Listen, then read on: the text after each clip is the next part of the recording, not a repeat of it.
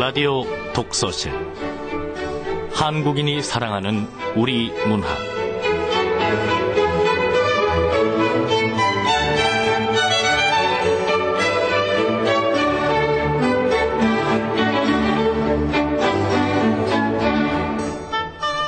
안녕하세요. 아나운서 김경란입니다. 리피쉬, 양수덕. 땡볕 더위에 인맥만 남은 이파리 하나. 지하도 계단바닥에 누워있던 청년은 양말까지 신고 노르스름한 병색이었다. 젊음이 더 이상 수작 피우지 않아서 좋아? 싫어?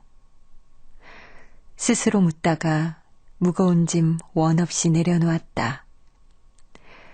리피쉬라는 물고기는 물속 바위에 낙엽처럼 매달려 산다. 콘크리트 계단에 몸을 붙인 청년의 물살을 떨다만 지느러미.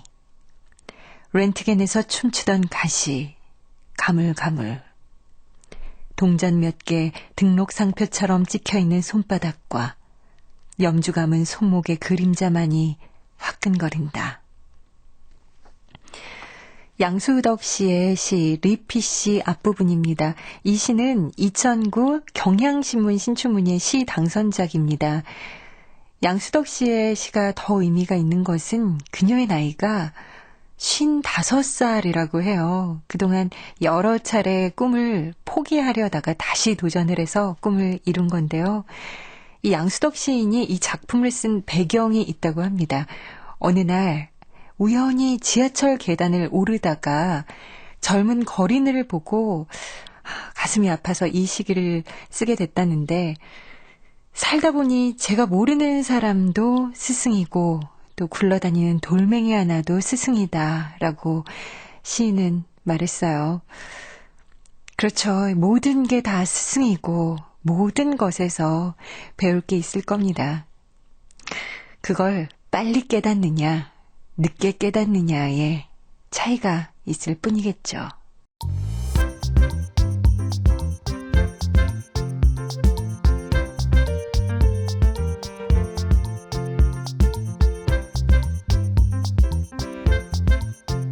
소리로 만나는 책 라디오 독서실.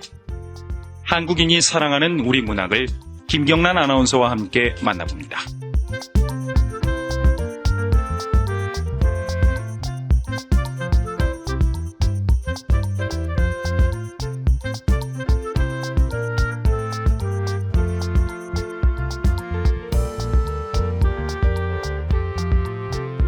라디오 독서실 2009 신춘문예 당선작들과 함께하고 있습니다. 오늘은 2009 조선일보 신춘문예 소설 당선작입니다. 최현선 씨의 악한 소스테가인데요. 이 최현선 씨는 1972년 전라남도 진도에서 출생을 했고요. 동국대학교 문예대학원 문예창작학과를 졸업했습니다. 이 조선일보의 최종 심사는 소설가 윤후명 씨와 서울대학교 권영민 교수가 맡았는데요. 그럼 권영민 교수의 심사평 함께 들어보죠. 서울대학교 국문과의 권영민 교수입니다. 사실은 전체적으로 너무 응모작들이 패턴이 정해져 있는 듯한 느낌. 예를 들어서 신춘문예용으로 만들어낸 그런 작품들이 눈에 띄었기 때문에 조금 실망을 했죠. 그런데 이 아카수테카라는 이 작품은 사실은 아주 무겁고 어두운 주제를 담고 있는 소설이거든요. 이제 언제 죽을지 모르는 그런 시한부의 생명을 살아가는 그런 인간의 삶의 그 과정을 이제 소설 속에 중요한 서사로 그려내고 있는데, 긴장된 그런 상황을 설정하면서도 그걸 아주 냉정한 시선으로 또 섬세하게 그 장면을 이어가는 그런 수법이 상당히 세련된 느낌을 주었습니다. 기억 속에서 과거와 현재를 연결시키는 그런 방법이라든지, 또는 그 주인공의 내면의식을 표출하는 그런 묘사의 방식 같은 게 아주 섬세하게 잘 적용되고 있어서 소설적인 일정한 성취를 이루고 있는 거 아니냐, 이런 생각을 했습니다. 네, 권영민 교수는 이 아칸소스테가는 언제 어떻게 될지 모르는 시한부의 생명을 통해서 생명이 있는 것과 함께 더불어 살아가는 것 자체가 삶의 의미가 있다는 것을 깨닫게 해주는 소설이라고 하셨네요. 냉정한 시선과 섬세한 필치가 돋보인다는 얘기도 하셨고요. 어떤 작품인지 궁금하실 텐데 지금부터 만나보겠습니다. 2009 신춘문예 당선작 시리즈 조선일보 단편소설 최현선 작가의 아칸소스테가입니다.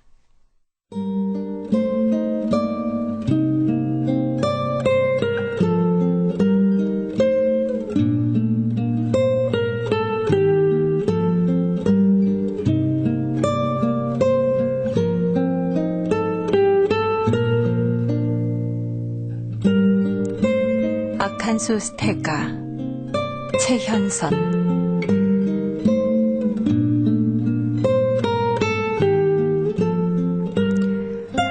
아내는 심장 근육이 굳어가는 희귀병 진단을 받았다.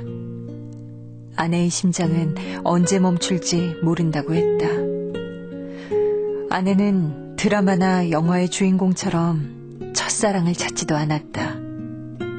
조바심을 내고 안절부절 못하는 것은 오히려 내 쪽이었다. 새로운 세계를 맞닥뜨리고 끊임없는 고난에 부딪히면서 녀석은 자신만의 적응을 모색했을 거야. 살아남을 수 있는 자신만의 방식으로.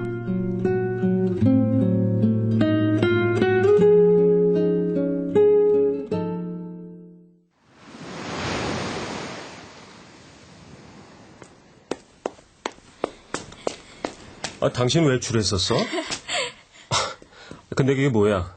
뱀도 아니고 이구아나야? 이거 도트. 도트?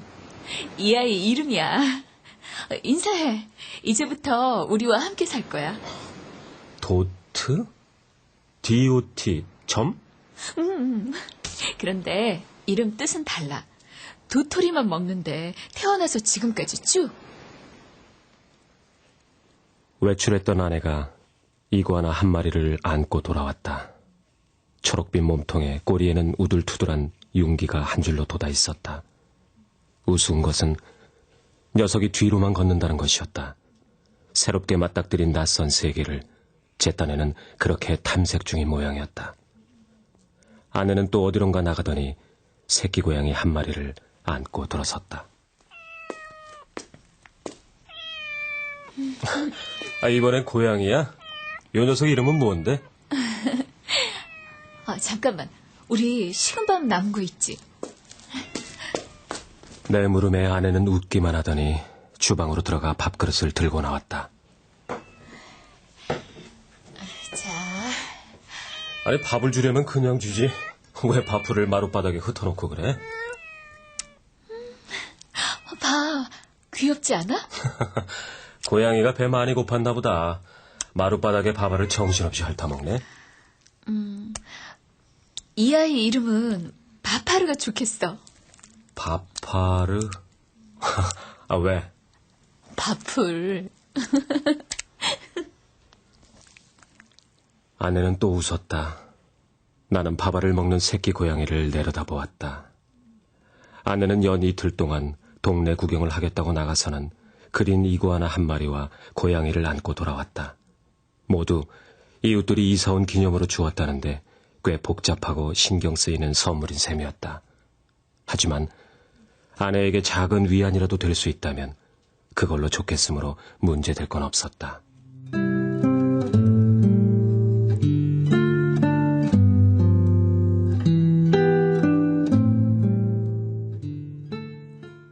아내는 도트와 파파르를 한꺼번에 안고 있었다.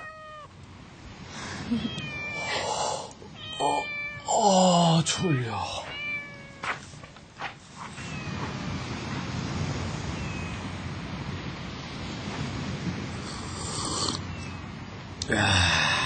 서울 가까이에 이런 데가 있었다니 경치 하나는 죽인다니까.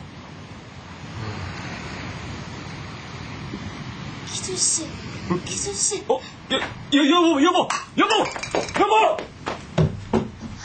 기준씨. 기조씨. 아내는 습관처럼 내 이름을 2번 반복해서 부르곤 했다. 아내는 이름마다 어떤 리듬이 새겨져 있는데 사람들이 그걸 알아차리지 못하는 건 자기 자신의 한 부분에만 관심이 쏠려 있어 다른 곳을 향할 여지가 남아있지 않기 때문이라고 했다. 괜찮아? 많이 아파? 괜찮아. 정말 괜찮아. 진통제라도 사올까? 무슨 놈의 병이 이러냐? 약도 없어. 수술도 못해. 게다가 언제 죽을지도 모른다니. 이게 말이 되냐고. 왜 그래? 이젠 괜찮다니까. 아내는 심장 근육이 굳어가는 희귀병 진단을 받았다. 가끔 가슴을 옥죄는 통증 외에는 별다른 증상이 없다. 섬유화의 진행으로 수축을 하지 못하는 아내의 심장은 언제 멈출지 모른다고 했다. 그 언제라는 것이 막연하기만 해서 1년을 살지도 10년을 살지도 모르는 일이었다. 원인도 치료법도 그에 따른 예우도 없어 정확하게 처방받을 수 있는 약도 시도해 볼 수 있는 수술도 없었다. 아내는 울지 않았다. 심장 근육이 굳어간다고? 말도 안 돼. 우리 딴 데 가서 검사 더 해보자. 분명히 치료법이 있을 거야. 한국에서 안 되면 까짓거 미국이든 어디든 가는 거지 뭐. 당신 그래서 운전할 수 있겠어? 할 수 있어.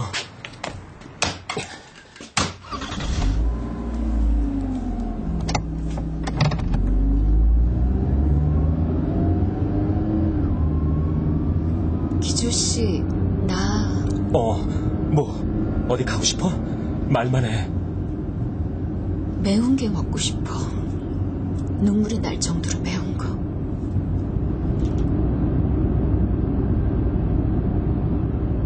나는 아무 말 없이 고개를 끄덕였다. 그리고 병원에서 돌아오는 길에 분식점에서 떡볶이를 먹었다. 아내는 손부채질을 하며 몇 잔의 물을 들이킨 후 맑은 얼굴로 앞서 걸어갔다. 목덜미가 다 자라지 않은 계집아이처럼 푸르스름했다.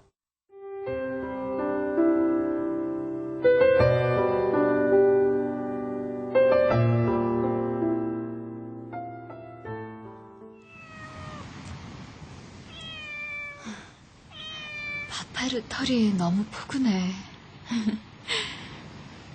저기 기조씨, 나 탭댄스를 배울까 해. 이마에 열이 약간 남아있네. 땀나서 축축하지. 탭댄스라면 이런 거? 어? 이런 거야? 어? 하지마, 바보 같아. 아이 민망하다 진짜. 어? 뭐야? 바파르, 너도 웃음냐? 어? 아내와 나는 누가 먼저 할 것도 없이 웃음을 터뜨렸다. 바파르가 처음으로 고양이다운 소리를 낸 것이다. 그 옆에 있던 도트는 누나를 굴리며 마루를 돌아다녔다. 팔이 기역자로 꺾인 모양으로 붙어 있어서 온몸을 좌우로 틀면서 걸었다. 도토리를 찾고 있는 모양이었다. 뒤로 걸으면서도 녀석은 한 직선으로만 움직였다. 도트가 온몸을 좌우로 틀면서 걷는 건 자신을 위협하는 모든 걸 보기 위해서야. 근데 왜 도트는 도토리만 먹을까? 그린 이구아나는 상추나 당근 같은 채소를 먹는다는데. 과일을 줘도 안 먹더라고. 사료도 사다 줘봤지만 거들떠도 안 받잖아.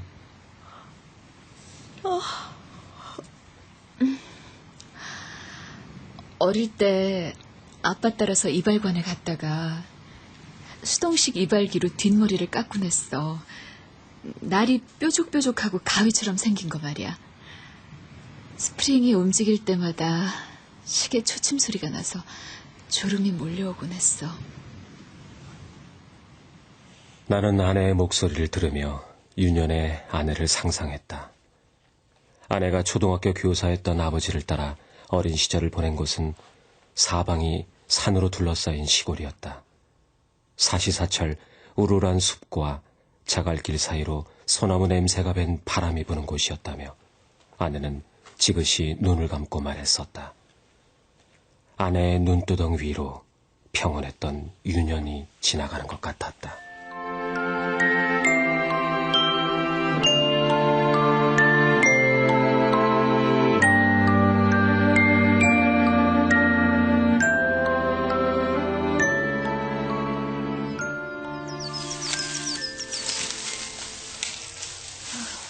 도토리가 안 보여. 당신 무리하면 안 돼. 알고 있어.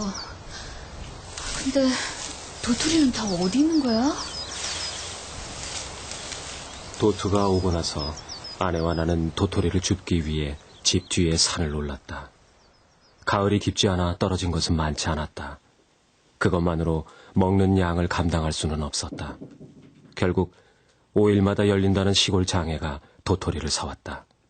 오는 길에 동물병원에 들렀다. 이구아나가 도토리만 먹는다고요? 네, 건강에는 괜찮을지 걱정이 돼서요. 글쎄요. 이런 경우는 처음이라. 아직까지 별 문제가 없는 걸로 봐서 앞으로도 괜찮지 않을까요? 그걸 우리한테 물으면 어떡해? 잘 알겠습니다, 선생님. 여보, 가요. 고맙습니다. 예. 아내와 나는 다시 도트의 원래 주인에게 가 계속 이렇게 도토리를 먹고 뒤로 걸으며 살아가도 되는 거냐고 물었다. 그는 도트 어미도 그렇다며 사람 좋은 웃음을 지었다. 그것은 독특한 체질로 태어난 도트와 그의 어미가 살아가는 방식이며 자신들 앞에 펼쳐진 특이한 삶을 향한 일종의 적응이라고도 했다. 독특한 체질로 태어난 도투와 그의 어미가 살아가는 방식이며 자신들 앞에 펼쳐진 특이한 삶을 향한 일종의 적응이라. 기주씨, 도트 앞에 수식어 하나 붙이자. 수식어? 어떤 수식어? 오직 도트. 도트는 오직 도트야.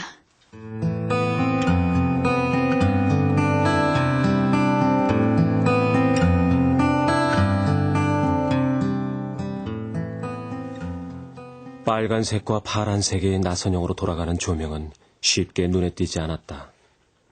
한적한 전원에 묻혀 사는 작가를 만나고 돌아오는 길에 아내의 말이 생각나 이발관을 찾아 나섰다. 서툰 페인트 글씨로 상호가 적힌 슈퍼가 보였다. 여름 지난 지가 언젠데 파리가 있는 거야. 아유, 참. 생수 한 병 얼마예요? 800원이요. 저 혹시 이 주변에 이발관 있나요? 이발관이요? 저기요. 따분한 표정의 슈퍼 주인은 파리채를 휘두르며 턱짓으로 가는 길을 가리켰다. 이발관 유리창은 커다랗고 깨끗했다.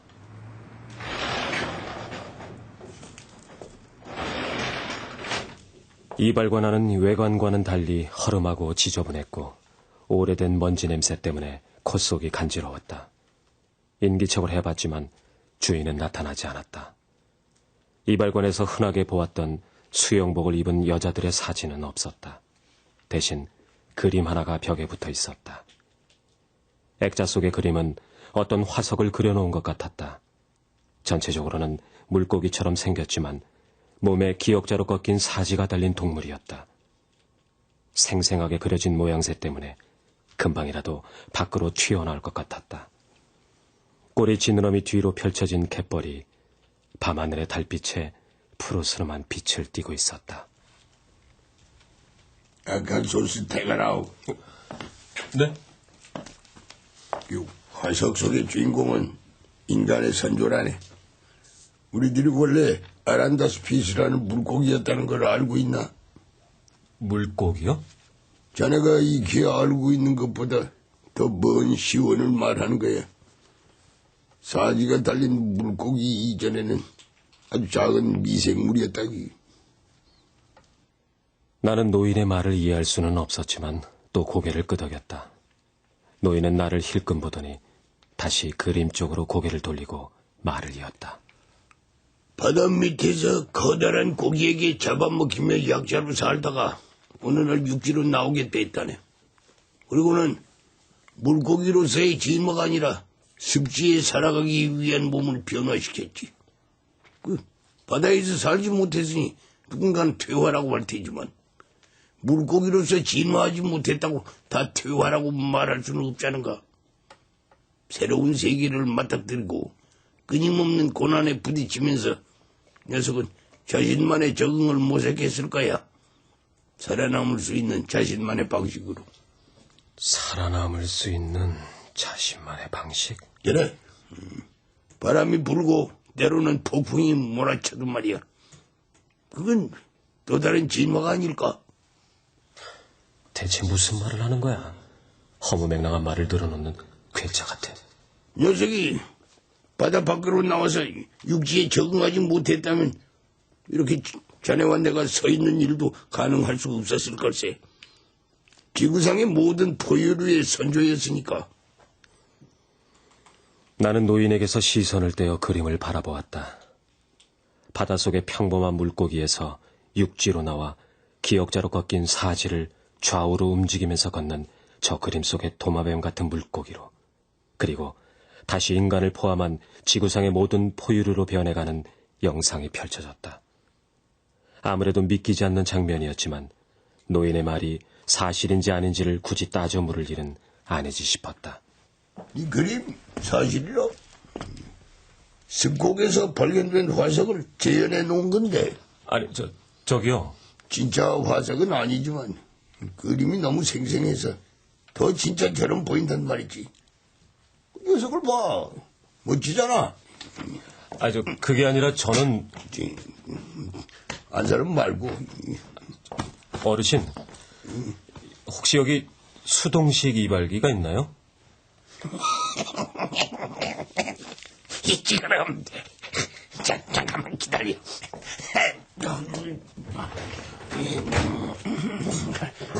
노인이 내 앞에 꺼내놓은 것은 이발기뿐만이 아니었다. 날이 무딘 가위와 수치무성한 거품솔, 손잡이가 달린 면도칼과 구식 라디오, 그리고 10년도 더 지난 것 같은 잡지, 나팔꽃처럼 생긴 커다란 관이 달린 축음기 등 모두 오래되고 별로 실용적이지 않는 것들이었다. 그 어느 것에도 선뜻 손이 가지 않았다. 노인은 내내 벙글거렸다. 나는 그런 노인이 이발사가 아니라 기이하고 특별한이라는 이름이 붙은 서커스단의 마술사가 아닐까 생각했다. 이가 왜 더 많은데 더 보여줄까? 아닙니다. 이런 걸 사가는 사람들이 있습니까? 사가는 사람들이 있긴 하지. 가끔이긴 하지만 자네가 이발기를 사러 온 것처럼 말이야. 요새는 동 손님이 없어. 남자들도 미용실에서 머리를 깎는 이상한 시대니까. 예. 그럼 이게 이발 의자를 사시든가. 이게 한 50년 되나? 100년은 더 된 것 같은데. 이거 좋아. 한번 앉아봐. 얼마나 편안한지. 참 그냥 와버려. 아닙니다, 어르신. 예? 전 이 수동식 이발기만 있으면 돼요. 이거 얼마예요? 5,000원. 예. 저 그림은 안 사고 저것도 5,000원인데. 됐습니다, 어르신. 사가든지 안 사가든지 상관은 없어. 하지만 언제든지 이것들이 필요하면 찾아오라고. 내가 살아있는 한 여기를 떠나진 않을 테니까. 지금은 보이지 않던 것들이 언젠가는 눈에 들어올 날이 오기도 하거든. 살아있다면 말이야.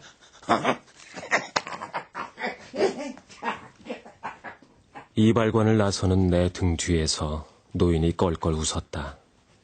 나는 몇 번 뒤를 돌아보았다.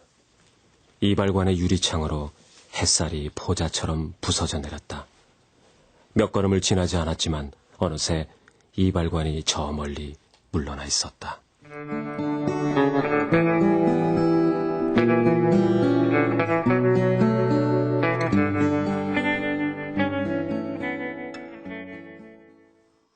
이거 수동식 이발기를 어디서 구한 거야? 어? 아내는 내가 사온 수동식 이발기를 신기한 눈으로 들여다보았다. 나는 이발관에서 보았던 악한 소스테가 얘기를 하려다 그만두었다. 마루에 거울을 놓고 가위를 가져와 얹더니 아내는 자꾸 혼자서 자르겠다고 고집을 부렸다.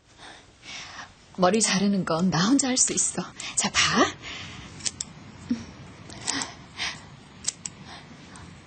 어때? 잘했어. 이젠 이발기로 기조 씨가 내 목덜미를 깎아줘. 자. 알았어. 머리카락이 잘려나갈 때마다 낡은 스프링이 시계 초침처럼 째각거리는 소리를 냈다. 그 사이로 아내에게 선물해준 유년의 시간이 지나가고 있었다. 단발머리의 아내는 시골의 촌스러운 계집아이처럼 보였다. 아내가 거울에 비친 자신을 유심히 바라보다가 살짝 웃었다. 좋아? 좋아.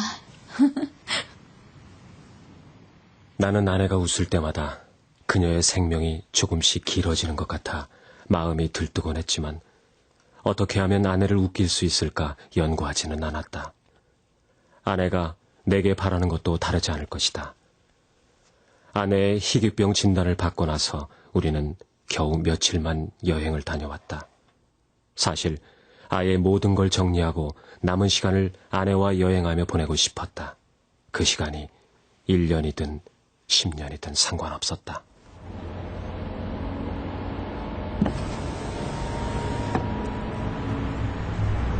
어머, 들꽃이 참 예쁘다. 가서 보자.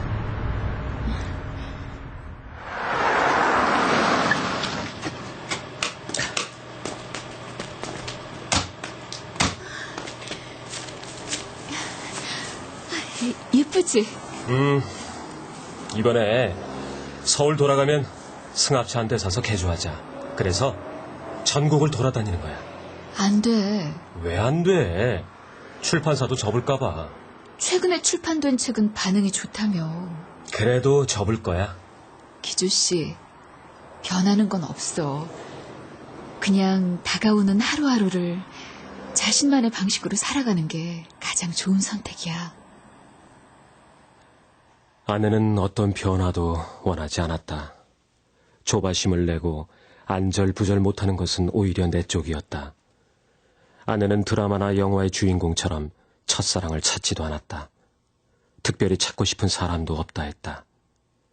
우리에게 유일한 변화가 있었다면 살던 집을 그대로 둔 채 이곳으로 들어온 것이었다. 우연히 여행 중에 들른 곳이 아내의 마음을 사로잡았다. 서울 가까이에 이렇게 푸른 바다를 볼 수 있는 곳이 있다니. 당신 안 추워? 그만 방에 들어가. 알았어. 난 이 집 다 좋은데 무슨 풀이 이렇게 많냐. 뽑는 속도보다 나는 속도가 더 빠르다니까. 벌써 꾀가 나는 거야? 당신 힘들면 내가 하고. 아니야, 힘들긴. 뽑을게. 뽑는다고. 그럼 수고해.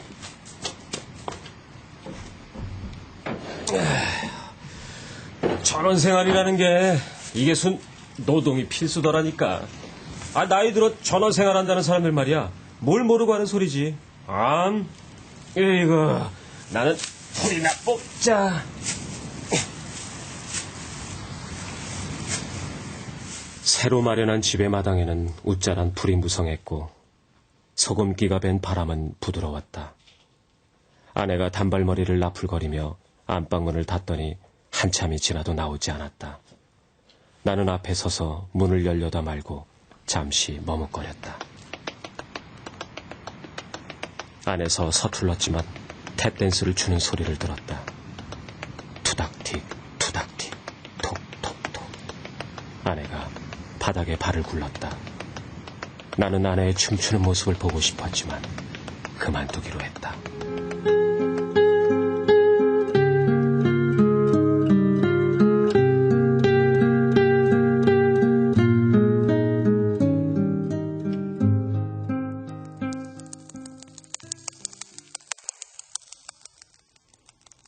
투닥틱, 투닥틱, 톡, 톡, 톡. 물방울이 떨어져 내렸다. 사위가 온통 하얀 빛으로 둘러싸여 있었고 톡톡톡 소리는 경쾌했다.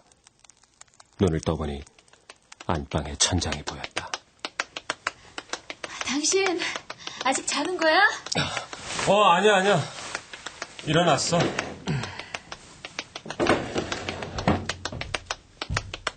투닥틱, 투닥틱, 톡톡톡. 이른 아침부터 아내가 마루에서 춤을 추고 있었다. 꿈속에서 물방울 소리라고 생각했던 건 아내가 발을 구르는 소리였다. 바파르가 물구나무 서기를 해. 그러면 밥을 많이 먹을 수 있다고 생각하나 봐. 뭐라고? 잠깐 슈즈부터 벗고.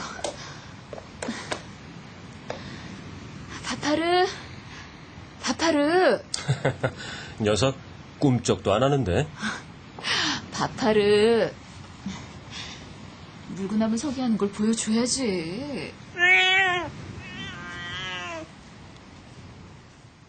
아내는 바파르를 안고 와 벽에 뒷발을 올려주었다. 바파르는 뒷발을 벽에 붙이고 물구나무를 선 것 같은 포즈를 취했다. 잔뜩 귀찮은 표정이었다. 잘했어, 다큐 바파르. 다큐? 다큐 바파르? 도투도 수식어가 있는데 바파르도 있어야 되잖아. 내가 지었어, 다큐 바파르. 왜 다큐야? 바파르는 그릇에 밥을 담아주면 절대로 안 먹잖아. 그래, 이상한 녀석이야. 그러다가도 바닥에 흐트러주면 개굴스럽게 먹잖아. 바파르 밥 먹는 모습은 너무 처절해서 생존을 향한 야생 다큐멘터리를 보는 것 같아. 그래서 다큐야. 다큐 바파르. 춤은 다 배운 거야? 이제 교보는 그만 보기로 했어. 기본 스텝을 다 배우진 않더라도 탭댄스를 출 수는 있거든. 나만의 방식으로. 아내가 웃으며 말했다. 입술이 푸른빛이었다. 나는 아내의 푸른빛을 바라보며 고개를 끄덕였다. 아내는 저러다가도 아주 가끔 얼굴에 핏기가 없어지며 옆으로 쓰러졌다. 그리고는 매번 기조씨하고 내 이름을 불렀다. 다행히 근래에 아내가 쓰러지거나 내 이름을 2번 부르는 일은 없었다.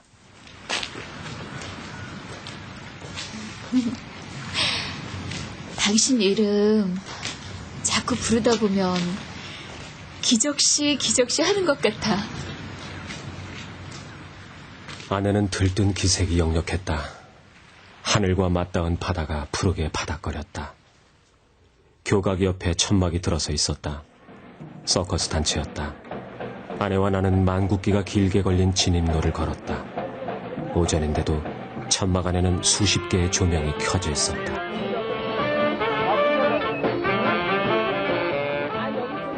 트럼펫과 북소리가 정신없이 귓속을 파고들어 이상한 나라의 이상한 축제에 들어온 기분이었다. 기조씨. 여보, 왜 그래? 당신 왜 그래? 갑자기 아내가 가슴을 움켜쥐고 앞으로 고꾸라졌다. 서커스의 시끄러운 음악 소리가 한순간에 작아졌다. 한동안 듣지 못했던 아내가 내 이름을 부르는 순간이 꼭 이런 모습으로 찾아와야 하나 싶었다. 아내는 내 등에 엎여 팔을 늘어뜨리고 노래를 불렀다. 날 저무는 하늘에 별이 삼형제 반짝반짝 정답게 지내더니 웬일인지 별 하나 보이지 않고 남은 별만 둘이서 눈물 흘리네.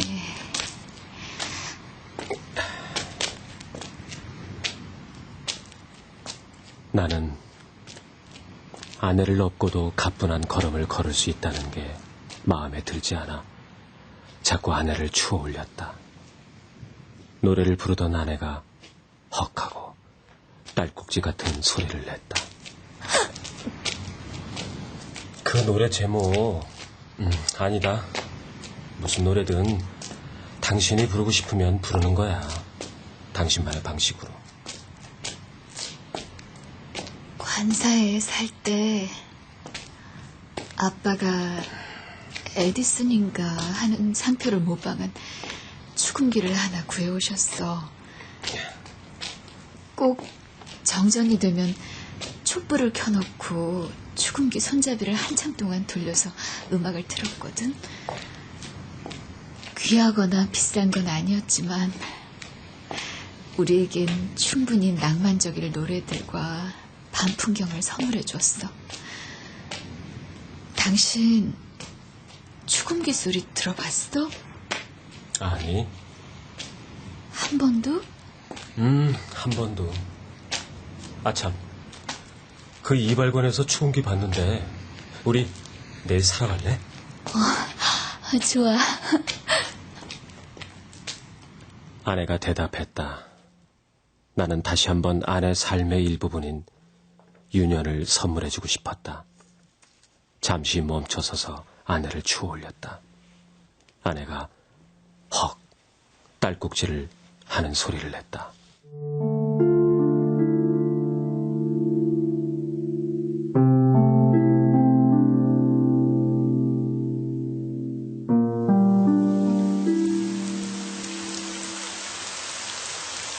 오전 내내 비가 이어졌다. 가늘게 내리던 비는 오후가 돼서야 잦아들었다. 감기에 걸린 아내는 밤새 고열에 시달렸다. 편도선이 부었는지 아내의 날숨에 휘파람 소리가 묻어났다. 벽에 기대고 싶어. 이렇게.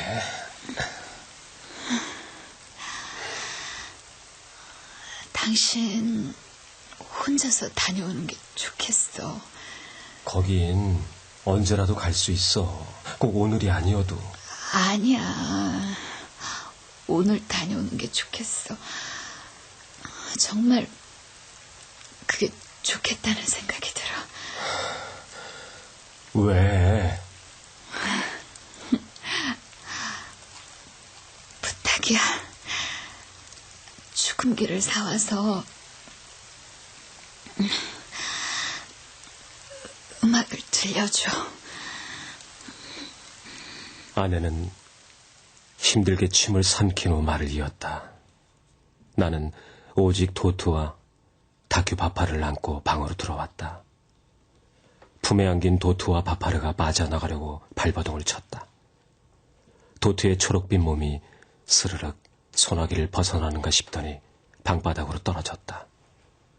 녀석이 몸을 좌우로 틀며 맹렬하게 뒷걸음질 쳤다. 발톱이 바닥에 닿으며 아주 작게 타다닥 소리를 냈다. 넌 언제쯤 제대로 된 이구아나로 진화를 할 거야? 뒤로 걷고 도토리만 먹는 게 정상이냐? 그게 녀석이 택한 방식일 수도 있어. 어? 뭐라고? 꼭 변해야 하는 건 아니니까 그냥 그 모습 그대로 살아가면 되지 않을까? 나는 도트를 내려다보았다. 도트는 발톱으로 내 팔을 움켜쥐고 있었다. 다른 팔에 안겨있던 바파르가 하품을 하며 도트에게 얼굴을 비볐다. 나는 아내에게 도트와 바파르를 건넸다. 두 녀석을 가슴에 안은 아내가 나를 바라보며 천천히 고개를 끄덕였다. 나는 아내와 도트와 바파르를 뒤로 하고 마루로 나와 구두를 신었다. 손끝이 바르르 떨렸다. 어쩌면 온몸이 떨리는 것 같기도 했다.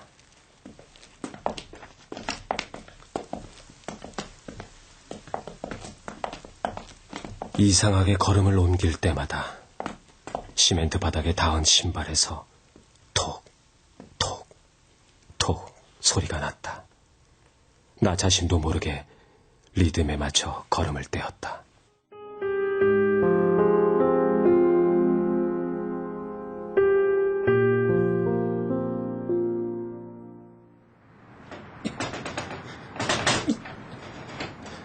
어르신! 어르신! 아무도 안 계세요? 이발관에 다다라 출입문을 열어보았지만 꿈쩍도 하지 않았다. 벽에 붙은 화석 그림, 아칸소스테가. 녀석을 두고 노인은 어디로 사라진 것일까?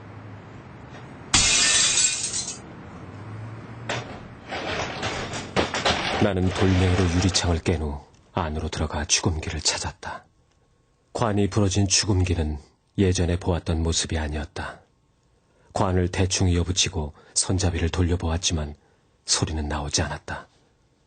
손을 털며 바닥에서 일어서는데 물고기 같기도 하고 도마뱀 같기도 한 생물이 그림 속에서 나를 내려다보고 있었다. 축축하게 젖은 눈이 먼 곳을 향해 있는 그것의 몸을 쓸어내렸다. 손바닥에 온기가 느껴졌다. 나는 화석 그림을 떼어내 출입문을 향해 걸어갔다. 집에서 너무 늦게 나온 탓인지 밖은 벌써 어둠이 깔려 있었다. 검은 하늘에 돋아난 달이 푸르스름한 빛을 냈다. 기조씨,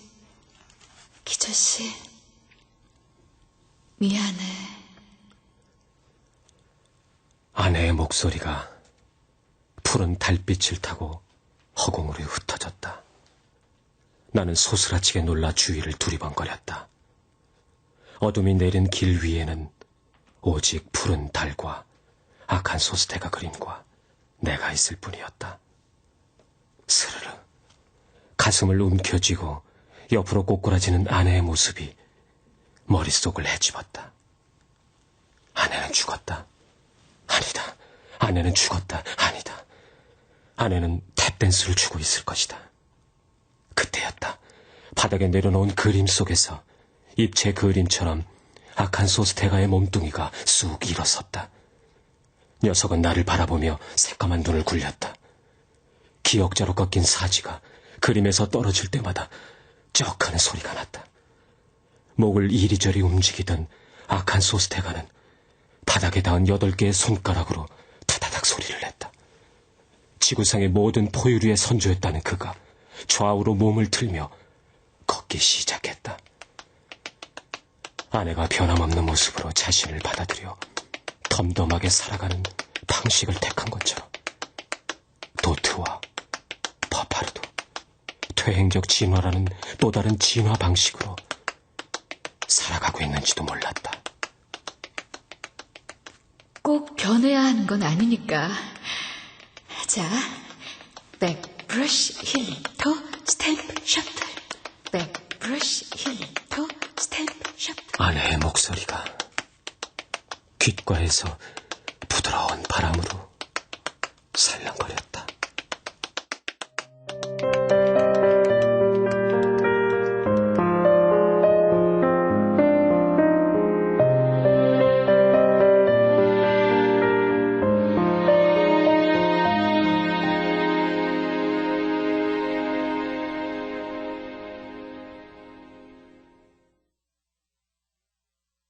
아칸소스테가 함께 하셨는데 어떠세요? 살아있다는 것에 대해서, 생명에 대해서 생각을 하게 되지 않으세요? 이 작품을 쓴 최연선 작가 직접 모셨습니다. 안녕하세요. 예, 안녕하세요. 네, 반갑습니다. 네, 반갑습니다. 아이고, 늦었지만 당선되신 거 정말 축하드려요. 고맙습니다. 축하받느라고 정신 없으실 텐데 보통 이렇게 연락은 전화를 통해서 많이들 받으시던데 예. 신문사 기자분? 예, 하셨나요? 문화부 편집국 기자님께서 네, 전화를 하셨어요. 아, 그때 기분 어떠셨어요? 모르겠어요. 기억이 안 나요. 그냥 울기만 해가지고. 아, 정말 네. 펑펑 우셨구나. 네. 그 연락 받았을 때 가장 먼저 딱 떠오르는 사람이 누구셨어요? 정말 상투적이게도요. 가족하고 그 여기까지 그려주신 선생님. 네, 생각났어요.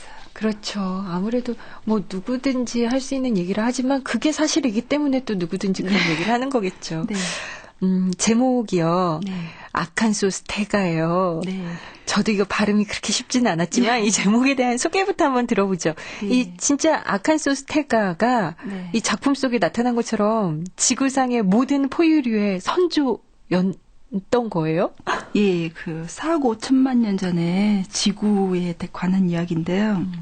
그러니까 아칸소스 태가 이전에는 아란다스피스라는 그러니까 최초로 척추를 지닌 물고기가 있었어요. 네. 예, 그 이전에.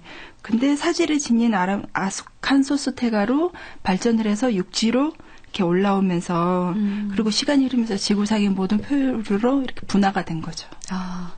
그 이구아나 보면서 아내가 했던 말이 참 의미가 있는 것 같아요.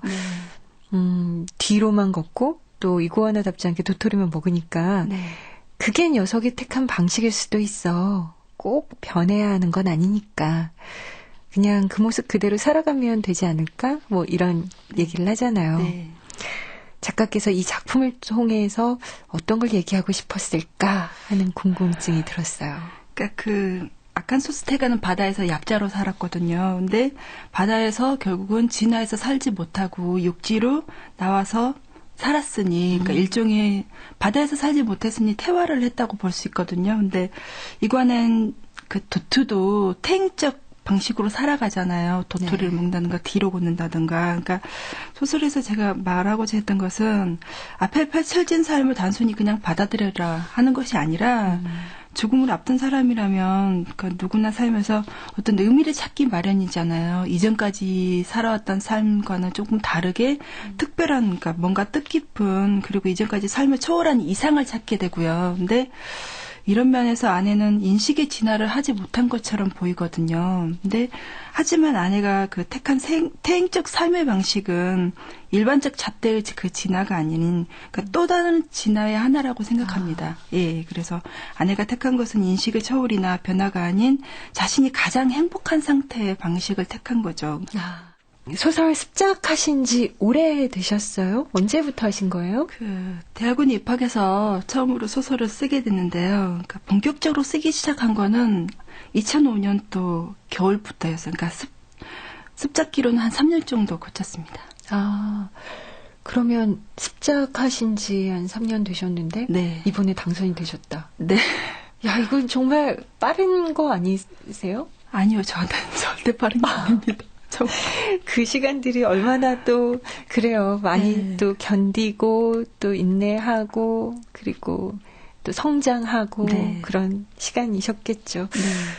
근데 이번 심사평에요. 최연선 작가의 작품이 좀 어둡다라는 평가가 있어요. 그 평가에 대해서는 어떻게 생각하세요? 그러니까 어둡다는 거는 주제가 무겁다라는 말이라고 생각하거든요. 그러니까 그래서 저도 쓰면서도 주제가 너무 크고 무겁기 때문에 그 무게중심을 잃지 않기 위해서 많은 노력을 좀 했던 것 같아요. 그러니까 이 부분에 대해서는 앞으로도 끝없는 조율이 필요하지 않을까. 그리고 조율과 노력이 필요하지 않을까 생각합니다. 그래요. 앞으로 이 당선된 이후가 중요하다고들 하는데 어떤 작품을 또 계획하고 계세요? 그러니까 책을 읽고 나면 덮고 나서도 이렇게 며칠 동안 어느 한 장면이나 영상이 계속 이렇게 머릿속에 맴도는 경우가 이렇게 있더라고요. 남아 있어서. 근데 제 소설을 읽고 나서도 그랬으면 좋겠어요. 그러니까 다만 그게 머릿속보다는 가슴속이었으면 좋겠다라는 생각을 합니다. 그래요. 앞으로도 좀 이렇게 사람들의 마음을 일단 저의 마음을 굉장히 편안하게 만들어 주셨으니까 앞으로도 좀 사람들의 마음을 편안하게 다독거려 줄 수도 있는 그런 작품들 많이 발표하시기를 바라고요. 다음에 또 모실 수 있었으면 좋겠어요. 네, 오늘 나와주셔서 고맙습니다. 네, 고맙습니다. 2009 신춘문예 당선작 시리즈 조선일보 단편소설 아칸소스 태가의 최현선 작가와 함께했습니다. 살아가는 방법은 정말 여러 가지입니다. 모두 다 같을 순 없죠. 그런데요, 살아있다는 것 그 자체만으로도 감사를 할 수 있다면, 그리고 아침에 그 햇살이 눈부시게 감사하다면, 현재의 삶이 더 풍성하고 풍부해지지 않을까요? 지금까지 2009 신춘문예 당선작 시리즈 조선일보 단편소설 최현선의 아칸소스 태가 편, 음악 최현석, 효과 안익수, 노동걸, 김기평, 기술 이흥규, 극본 서현희, 제작 박기환, 진행의 김경란이었습니다.